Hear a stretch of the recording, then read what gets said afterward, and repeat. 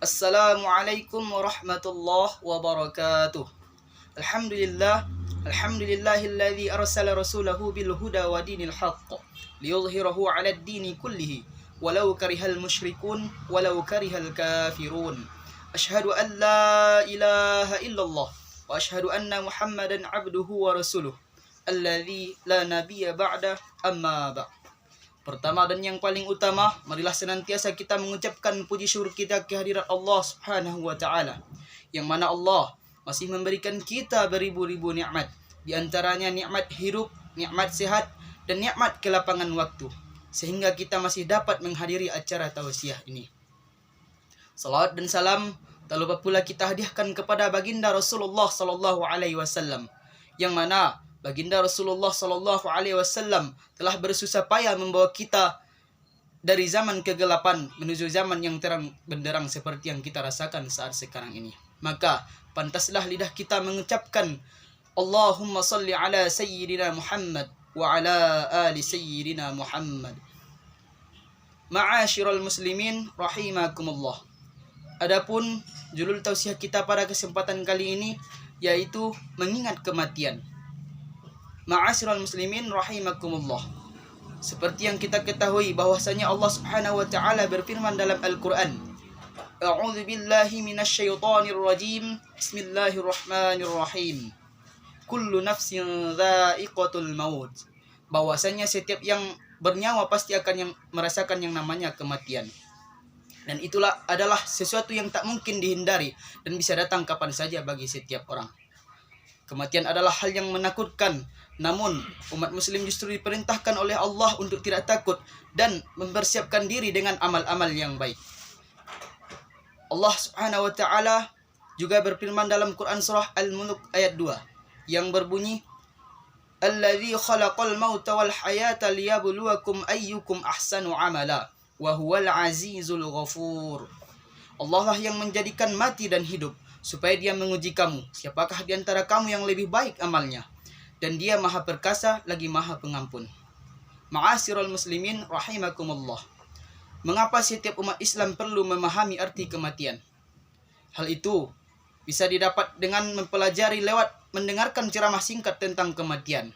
Hadirin, sudahkah kematian demi kematian yang ada di sekitar kita menjadikan nasihat bagi kita? Sudahkah takziah yang kita lakukan menjadi tausiah bagi kita semua? Maut adalah kepastian yang tidak dapat dimajukan ataupun dimundurkan barang sesaat pun. Malaikat maut tidak permisi kepada orang yang sehat. Malaikat maut tidak minta izin kepada seorang anak ataupun remaja. Ajal tidak menunggu kita sakit. Ajal juga tidak menunggu masa tua kita. Jika telah datang waktunya, siapapun pasti akan menemui ajalnya. Oleh karena itu, persiapkanlah diri menuju kematian semestinya. Kita lakukan dalam setiap tarikan napas kita. Ma'asyiral muslimin rahimakumullah. Allah memberitahukan kita bahwasanya setiap yang bernyawa pasti akan merasakan kematian. Diriwayatkan dalam Musannaf Ibnu Abi Syaibah bahwa suatu ketika malaikat Israel masuk ke ruangan Nabi Sulaiman dalam rupa seorang manusia. Sang malaikat tiba-tiba memandang dekat-dekat salah seorang yang hadir di majelis Nabi Sulaiman tersebut. Setelah malaikat Israel keluar dari ruangan tersebut, laki-laki itu pun bertanya kepada Nabi Sulaiman tentang orang yang memandang dekat-dekat tersebut. Kemudian Nabi Sulaiman memberitahunya bahwa orang itu adalah malaikat Israel. Lantas laki-laki itu pun lalu meminta kepada Nabi Sulaiman agar memerintahkan angin membawanya ke negeri India. Beberapa waktu kemudian malaikat Israel kembali mendatangi Nabi Sulaiman. Nabi Sulaiman bertanya kepadanya, "Kenapa engkau memandang laki-laki itu dengan dekat?" Lantas malaikat pun menjawab, "Aku heran, kenapa ia berada di ruanganmu, padahal aku diperintahkan oleh Allah mencabut ruhnya di India."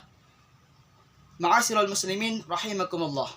Jadi, dimanapun kita berada, jika sudah tiba ajal, malaikat maut pun pasti mencabut nyawa kita. Yang semestinya dilakukan oleh seorang muslim bukanlah kematian yang seharusnya dikhawatirkan adalah mati dalam husnul su'ul khotimah. Seseorang yang di masa mudanya ahli ibadah, bukan jaminan akhir hayatnya akan husnul khotimah. Rasulullah sallallahu alaihi wasallam bersabda, "Innamal a'malu bil khawatim." Yang artinya sesungguhnya yang menjadi penentu adalah perbuatan di akhir hayat. Hadis riwayat Bukhari. Ma'asyiral muslimin rahimakumullah. Janganlah kita menunda-nunda taubat. Saat ini juga kita bertaubat dari semua dosa kita. Baik itu dosa kecil yang kita lakukan terus-menerus dapat mengantarkan seseorang melakukan dosa besar, dan dosa besar yang dilakukan terus-menerus dapat menyebabkan seseorang mati dalam keadaan su'ul khotimah. Na'udzubillahi min dzalik. Diceritakan bahwa seorang ulama salaf bernama Imam Fadil bin Iyad rahimakumullah memiliki seorang murid yang sedang sakit keras. Menjelang kematian, sang murid Imam Al-Fudai menjenguknya dan menuntunnya membaca 2 kalimat syahadat. Si murid tadi tidak mampu mengucapkannya, beberapa kali dituntun. Si murid pun tetap tidak mampu mengucapkan 2 kalimat syahadat tersebut. Bahkan sang murid kemudian mengatakan, "Saya terbebas dari 2 kalimat syahadat." Sang murid pada akhirnya mati dalam keadaan su'ul khotimah atau mati dalam keadaan kafir. Ma'asyiral muslimin rahimakumullah. Imam Al-Fudai gemetar badannya dan menangis karena takut kepada Allah Subhanahu wa taala. Beberapa waktu kemudian Imam Al-Fudai bermimpi melihat muridnya sedangkan diseret dimasukkan ke dalam neraka. Imam Al-Fudai bertanya kepadanya, "Kenapa hal ini bisa terjadi?" Lantas malaikat menjawab, "Apa yang telah engkau lakukan?" Sang murid menjawab, "Wahai guruku, aku dulu sering membicarakan kejelekan teman-temanku dan hasut kepada mereka hingga aku sampai keadaan seperti ini dan mati dalam keadaan kafir." Ma'asyiral muslimin rahimakumullah. Mungkin sekianlah tausiah yang dapat saya sampaikan pada kesempatan kali ini. Lebih dan kurangnya saya mohon maaf. Billahi taufiq wal hidayah wa ridai wal inayah. Assalamualaikum warahmatullahi wabarakatuh.